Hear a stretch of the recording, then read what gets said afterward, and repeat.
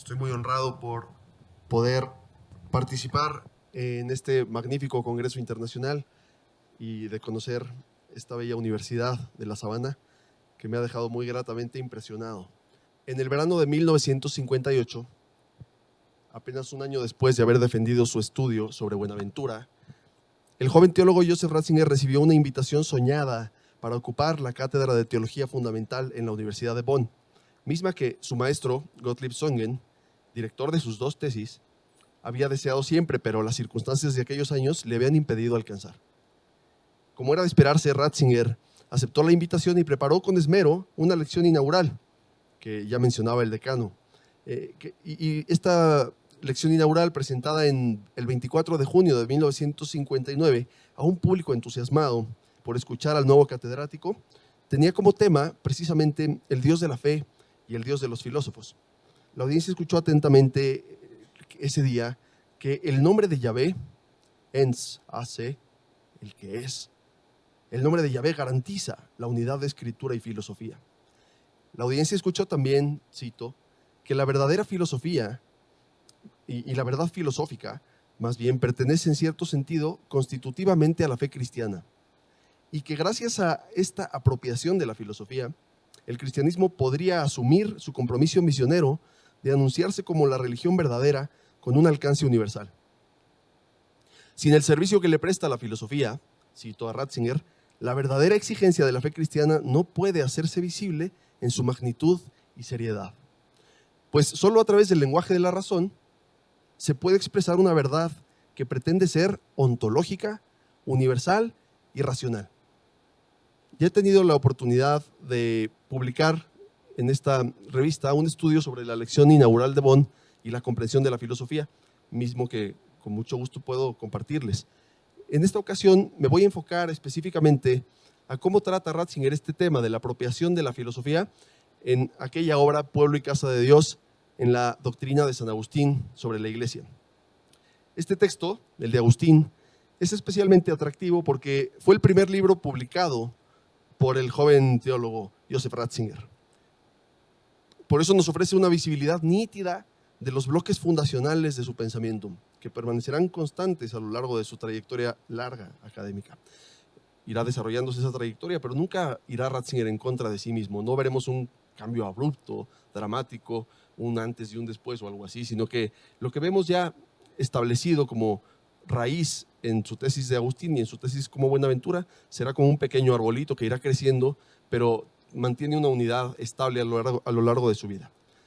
Entonces voy a mostrar que desde el comienzo de su actividad teológica, en este primer libro, que es la tesis con la que Ratzinger se ganó el doctorado, Ratzinger considera que la relación del cristianismo con la filosofía fue la piedra de toque que permitió dibujar una frontera clara entre la fe naciente y las antiguas religiones paganas. Esta convicción, que está presente desde su primera publicación, es mantenida y desarrollada a lo largo de décadas, como ya indiqué, y se usa para responder a diferentes situaciones culturales que dificultan una correcta comprensión de lo que es la fe. Por ejemplo, el relativismo, el pluralismo religioso, el fideísmo, el protestantismo, el mutuo rechazo entre filosofía y teología, el intento de depurar el pensamiento bíblico de supuestas contaminaciones helenísticas, etc. En la segunda parte de Pueblo y Casa de Dios, Ratzinger dedica un apartado al análisis del concepto de religión de la antigüedad tardía y de la relación que ésta tiene con la Civitas Dei de Agustín. El texto es especialmente relevante porque se refiere a la relación del cristianismo antiguo con la filosofía, de la cual depende su misma identidad, la identidad del cristianismo, y la posibilidad de distinguirse del contexto de las religiones del mundo pagano. Para Ratzinger, el intento de los primeros cristianos por traducir la fe a la filosofía griega fue una empresa novedosa y sorprendente. Equiparable, dice Ratzinger, o más bien dice, cito, equiparan al Dios cristiano con aquella última arjé que también había sido reconocida hace tiempo por los filósofos paganos. Fin de cita. Esta relación entre el principio de los filósofos y el anuncio del Dios de la fe cristiana se vuelve mucho más nítida a la luz de la confrontación de Agustín con la filosofía de la religión de Marco Terrencio Varrón, este filósofo estoico. Esta división de las teologías establecida por el filósofo estoico la utilizará Ratzinger para expresar la identidad del cristianismo en más de una ocasión. La primera vez que ocurre esto será precisamente en el texto de Pueblo y Casa de Dios de San Agustín. El joven teólogo Ratzinger explica que Varrón dispone de un concepto depurado de la divinidad de cuño estoico. Según este último, la teología se divide en tres tipos. Me voy a quedar en esta diapositiva un buen rato porque voy a estar comentando bastante este cuadrito.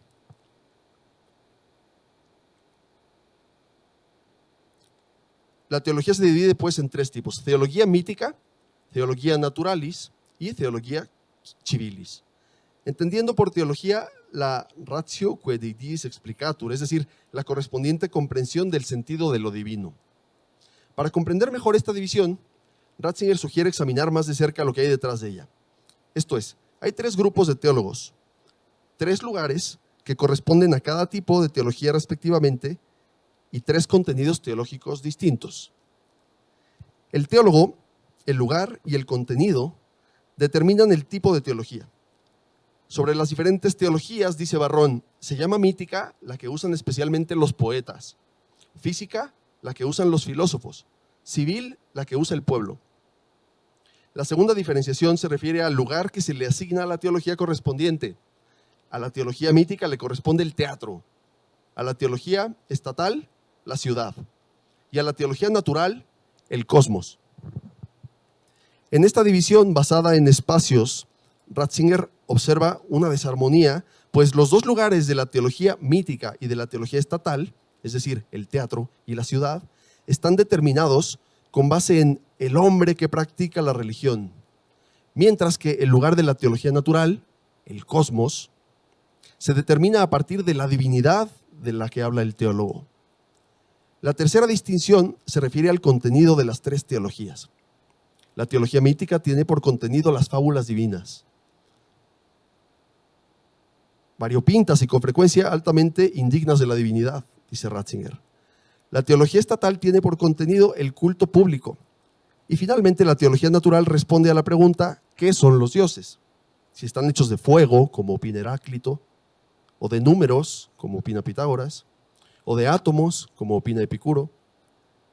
Las tres teologías que resultan de esta triple clasificación se pueden resumir con este cuadro. Si mantenemos en mente lo que estamos tratando de analizar hoy, que es cuál es la relación entre la filosofía y el cristianismo, resalta de manera natural la última fila del esquema, porque allí se insinúa que el filósofo, en cuanto teólogo, estudia la naturaleza, ahí está. El filósofo, en cuanto teólogo, estudia la naturaleza y su lugar propio es el cosmos.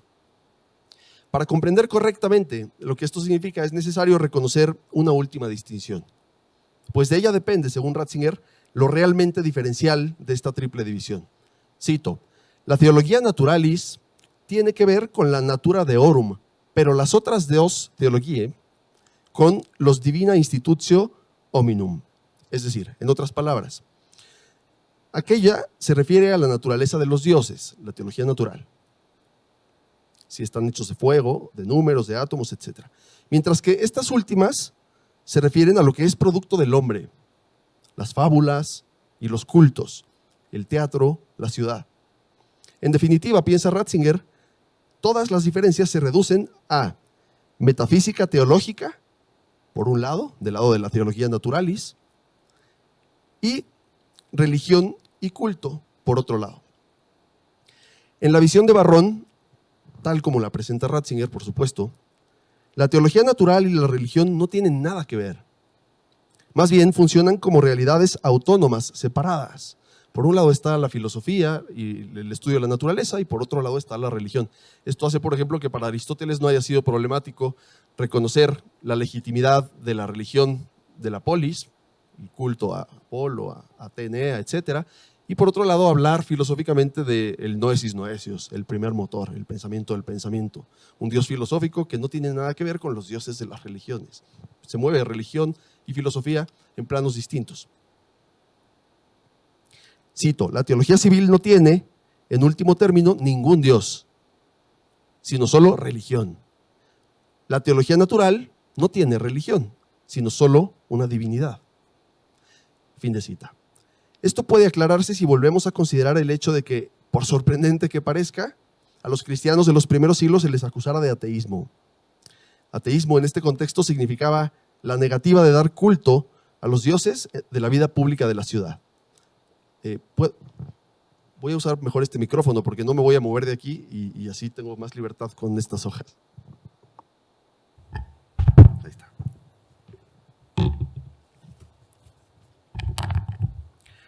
En otras palabras, no es que los cristianos no profesaran una fe en la divinidad o que no tuvieran culto, sino que no estaban dispuestos a tomar parte en las prácticas de la religión del Estado.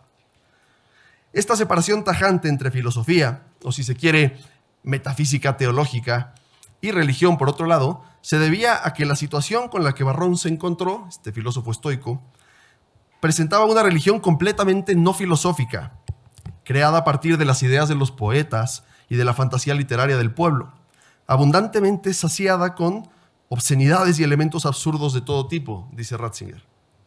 Por esta razón, explica Ratzinger, Varrón intentaba conseguir una separación entre la teología, la religión y la teología de los poetas, con el objetivo, en primer lugar, de depurar a esta teología de los desórdenes introducidos por los poetas, y en segundo, también de poder unirla cada vez más con la doctrina de los filósofos sobre la divinidad. En la medida en que esto se lograra, me parece, podría asignarse a la religión un valor veritativo y no solo funcional. O en otras palabras, podría acercarse a establecer una verdadera relación con lo divino y no solo con las criaturas fantásticas de la literatura. De otro modo, lo religioso carecería completamente de divinidad y lo divino de religión. Cuando Agustín se encuentra frente al triple concepto de teología propuesto por Varrón, busca reconocer cuál es el sitio del cristianismo y lo ubica sorprendente y decididamente dentro del grupo de la teología naturalis, de un modo que Ratzinger considera asombroso e ilimitado. Sin embargo, la gran novedad del cristianismo es que toma como religión esta teología naturalis, que hasta ahora prácticamente no es religiosa, es una filosofía. Lo religioso es lo creado por el hombre, los ritos, los cultos, las costumbres. Y esto significa que si para el paganismo la religión pertenece al ámbito de la teología civil, para el cristianismo, en cambio, pertenece al ámbito de la teología natural.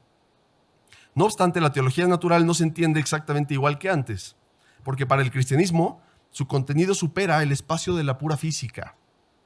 Ratzinger explica que para el paganismo el cosmos era básicamente pura naturaleza. Para aclarar esta idea, Ratzinger identifica cuál es la idea más significativa entre los lugares correspondientes a la teología natural y a la civil respectivamente. Decíamos cosmos y urbs. Cosmos, filosofía natural o teología natural; urbs, teología civil o teología mítica. En el espacio del cosmos, que estaba en ese entonces pensado o compuesto por fuego, números, átomos, etc., falta todavía el hombre interior. Falta todavía el hombre interior en el cosmos de la antigüedad.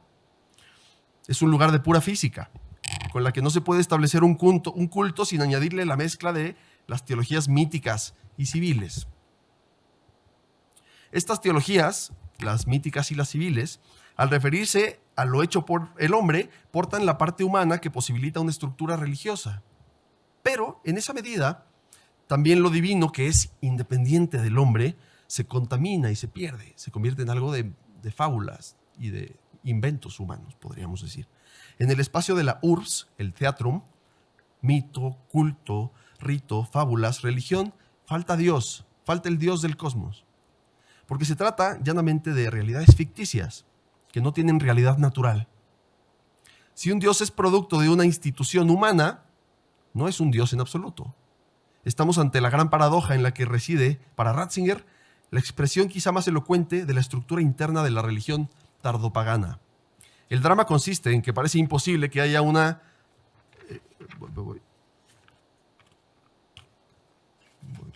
Perdón, que...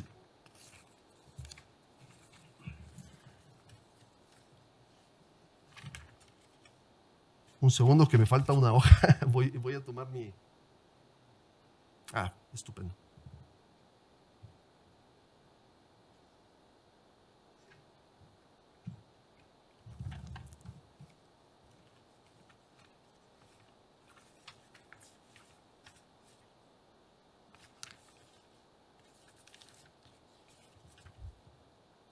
Ya decía aquí que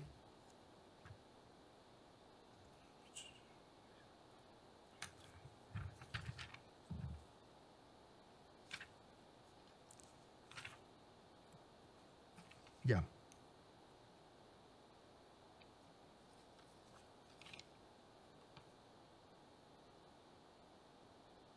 El drama consiste en que parece imposible que haya una auténtica relación entre lo divino y lo humano, pues nunca coinciden en el mismo espacio. En otras palabras, el hombre se ve involucrado cuando hay prácticas religiosas, mismas que ocurren en un espacio autónomo, desentendido, de la naturaleza de lo divino. El ámbito de lo auténticamente divino es el cosmos que antecede al hombre, y no se puede ubicar por su propia estructura dentro del marco de la urbs, de las prácticas de la ciudad. En el cosmos no hay lugar para que el hombre interior se involucre en prácticas religiosas. No hay espacio para que el hombre le responda a Dios, pues Dios es tan solo natura. El Dios de la teología natural, dice Ratzinger, no plantea exigencias, ni tampoco recibe él mismo las respuestas del hombre. Por eso la religión solo puede existir desconectada de la naturaleza. Aparece en vistas al hombre. Es un asunto de los hombres y entre los hombres. Entre lo divino y lo humano, en realidad, no puede establecerse una relación verdadera. La religión existe, por lo tanto, en un ámbito separado del Dios de la filosofía. No trata en estricto sentido de una relación con Dios, con el Dios de verdad, sino más bien de la piedad del hombre y de su correcto comportamiento, costumbres, mitos. Frente a esta dualidad de espacios, el cristianismo se alía con la teología natural, y así la propone Agustín, pues reconoce que lo divino pertenece al espacio de la naturaleza, la cual precede al hombre, y su verdad no depende de las instituciones humanas. No obstante, trae consigo un dinamismo nuevo que produce la separación de la filosofía de la naturaleza y la doctrina sobre Dios, es decir, de física y de metafísica. El cristianismo irrumpe con esta distinción entre física y metafísica. Dios no es solamente natura, sino que será algo que trasciende a la natura. En la filosofía precristiana, Dios es interpretado como naturaleza pura. Y la teología natural no es otra cosa sino doctrina sobre la naturaleza, filosofía de la naturaleza, podríamos decir. Pero para el cristianismo, la teología no se trata solo de describir las fuerzas del cosmos, sino que se refiere a una realidad separada del mundo físico. La opción de Agustín por la teología filosófica se debe a que Dios precede a la civitas, por lo que solo una teología que se oriente a lo que precede a las instituciones humanas puede aspirar a tener algo que ver con ese Dios, y no solamente con cosas de hombres. Ahora bien, hay dos opciones. O Dios se encuentra reducido a la física, con lo cual la teología no sería otra cosa que filosofía de la naturaleza, o puede trascenderla. En ese caso podríamos preguntarnos, ¿y cómo entonces la teología filosófica sería algo más que pura metafísica? En otras palabras, ¿cómo puede establecerse una religión que no sea solo una institución meramente humana con esa divinidad metafísica? ¿Es posible que la relación con Dios sea algo más que una mera especulación teórica? ¿Es posible que la relación con Dios, o más bien, tiene sentido el culto y el rito para intentar alcanzar a ese Dios trascendente? En principio me parece que habría que responder negativamente. Así lo sentía, por ejemplo, Aristóteles. Ese Dios es el noesis noesios, el absoluto, no es un Dios de religión. No se puede hacer una religión con él. La religión tiene que ser algo de nuestra polis, algo creado por nosotros. Es verdad que unos apartados atrás, en el texto de Agustín, Ratzinger atribuye al neoplatonismo la creación de ciertos vínculos entre filosofía y religión, lo cual habían conseguido colocando en la entrada a la sabiduría la exigencia de la purgatio, la purificación, ¿no? Este ascenso de la caverna, si seguimos la alegoría de Platón. Una purgatio de los sentidos que nos va aproximando progresivamente a la divinidad. Y de esta manera, el hombre que quiere acceder a la visión filosófica de lo divino se ve obligado a involucrarse en un proceso de purificación para desprenderse de las cáscaras del mundo de los sentidos. Desde este punto de vista, podemos responder que para Ratzinger sí que pueden haber, al menos en una forma elemental, ciertos cultos y ritos puestos en relación con una concepción metafísica de Dios, como lo ilustran los neoplatónicos, aunque fueran entendidos como un privilegio de élite, accesible solo a unos cuantos, los filósofos. Pero en realidad, si se analiza más a fondo, puede verse que cuanto más se vivifica la conciencia de la dimensión metafísica de Dios, que es totalmente trascendente, más se cae en la cuenta de que en realidad no se pueden extender puentes que conduzcan a Él. Incluso la purgatio neoplatónica se topa con un límite infranqueable, pues a lo más que puede aspirar es a hacer más clara la visión de la realidad divina. Pero en un plano meramente especulativo todavía, sin poder establecer verdaderos vínculos religiosos con ese Dios sin rostro, que no puede más que comprenderse como una forma sin esencia. Ninguna ruta filosófica, en definitiva, puede interpelar a esa realidad trascendente para establecer vínculos con ella. La purgatio, me parece, no puede aspirar a provocar una reacción por parte de Dios, ni lo puede alcanzar a tocar realmente. Tan solo puede transformar al sujeto en su interioridad, pero siempre separado de lo divino, como un espectador lejano. Esto es lo que Ratzinger quiere decir cuando, al explicar lo que subyace bajo la teología de Barrón y sus esfuerzos por limpiar la religión civil, afirma que, cito, no hay ninguna línea de conexión que lleve del Dios verdadero a la religión. Fin de cita. Puede verse cómo verdad y religión parecen excluirse. Allí en donde a Dios se le puede conocer con pretensiones de verdad, la filosofía, por ejemplo, allí no se le puede encontrar para establecer vínculos con Él. Y allí en donde se establecen supuestos vínculos religiosos, en el mito o en las costumbres de la polis, no es posible superar el contexto teatral para pretender que se trate del Dios verdadero. Por lo tanto, para responder a la pregunta que se planteó, se puede decir que, aunque añadir la metafísica a la física es indispensable para que en la teología natural se sostenga la religión, esto no es todavía suficiente. Por sí misma, la metafísica sigue siendo alcanzable hasta cierto punto, solo por la teología natural, pero no por la religión todavía.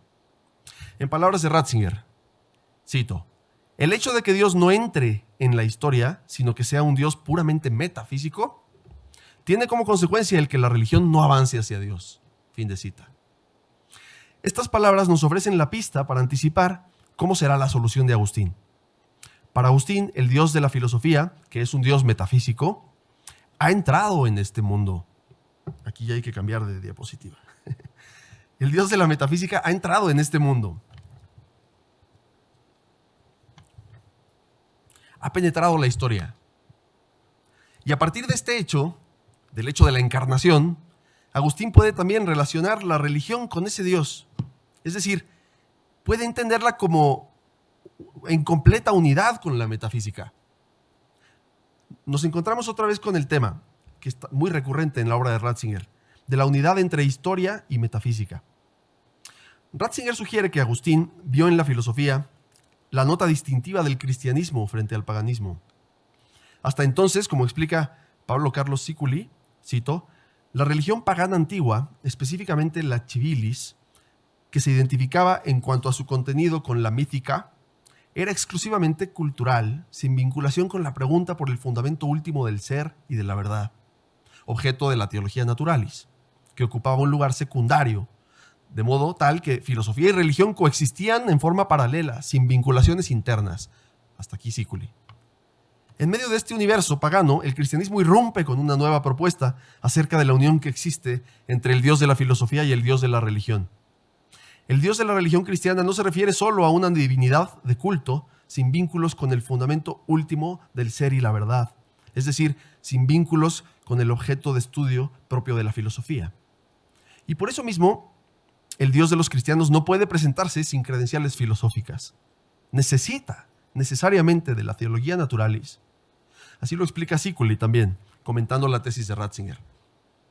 La novedad de los apologetas cristianos, en cuya tradición se inscribe Agustín, consistió en el diálogo con la teología naturalis, es decir, con la filosofía, e incluso en identificar a aquella a la filosofía con la religión. Fin de cita.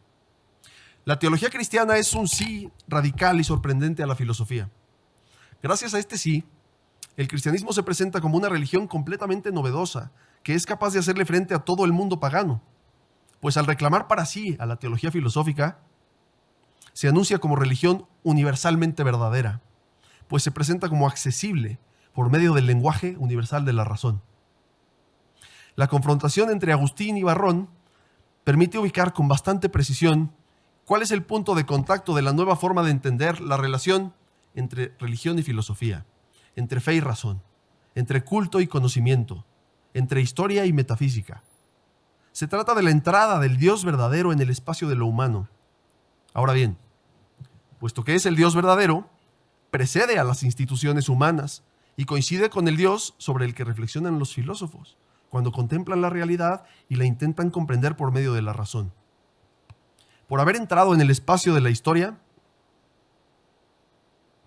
el hombre puede acceder a este Dios, al Dios no inventado, y establecer vínculos religiosos con él.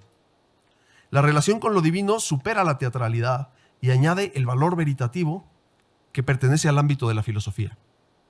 Ya no se trata de una religión inventada por el hombre, sino habilitada por Dios mismo, por lo que pertenece a un espacio que precede al de las instituciones humanas, es decir, al espacio de la física y de la metafísica.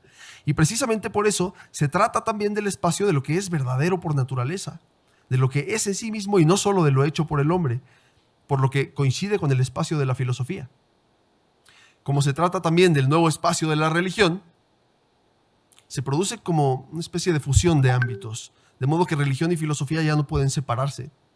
Se produce porque pensar en el Dios verdadero es pensar también en el Dios que ha entrado en la historia, y a la inversa, relacionarse con el Dios que ha entrado en la historia es relacionarse con el Dios verdadero.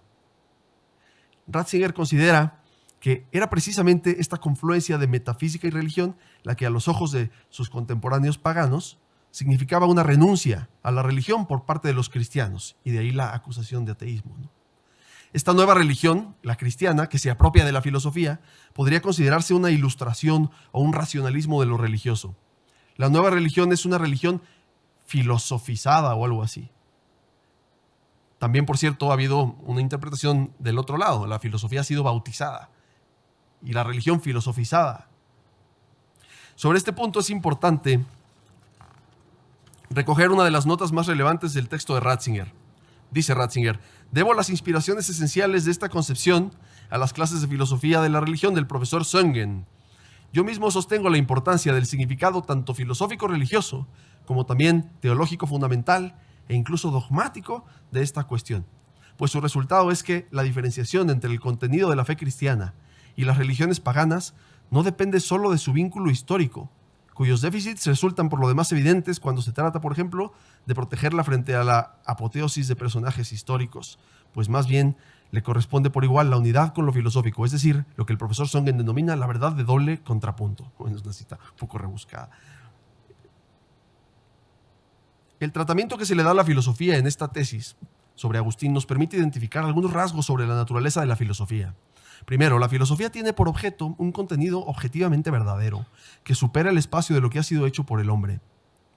Su ejercicio consiste en descubrir lo que es por naturaleza, es decir, lo que viene determinado antes de que él, el hombre, construya. El elemento veritativo tiene que ver con lo que precede al ser humano. La realidad es la medida de la filosofía, no el hombre. Lo que busca el filósofo es anterior a él mismo y no depende de sus disposiciones subjetivas. Es verdadero y real independientemente de lo humano. El espacio del teólogo natural o filósofo es el cosmos, precisamente porque no depende de las estructuras de lo humano. No está acotado a las circunstancias particulares de una u otra comunidad. La identificación de la fe cristiana con la teología natural nos revela con cuánta seriedad los primeros cristianos reconocían la unidad entre el Dios de Israel, que se ha hecho visible en Jesucristo, y el Dios de los filósofos. La apropiación de la filosofía significa que el cristianismo no es una religión local que se encuentre sin más junto a otras propuestas religiosas. No es otro conjunto de mitos y costumbres, sino que es religión verdadera en el sentido más fuerte, en cuanto que anuncia la presencia del absoluto mismo entre nosotros. Hablar de Cristo es también hablar de la estructura del ser en su conjunto. Cualquier cosa que se diga de Jesucristo tiene implicaciones metafísicas que afectan a la totalidad de lo real. Por ello, el cristianismo, sin reducirse a una filosofía, puede expresarse filosóficamente, pues la realidad misma es cristiana. Gracias al lenguaje filosófico, el cristianismo puede... Se me olvidó cambiar esto, perdón. Gracias al lenguaje filosófico, el cristianismo puede proponerse como una religión de alcance universal, cuya verdad se dirige a todos los pueblos, más allá de sus circunstancias culturales concretas. Gracias a ella, gracias a la filosofía, la fe puede expresar su seriedad ontológica y cumplir así su responsabilidad misionera. Muchas gracias.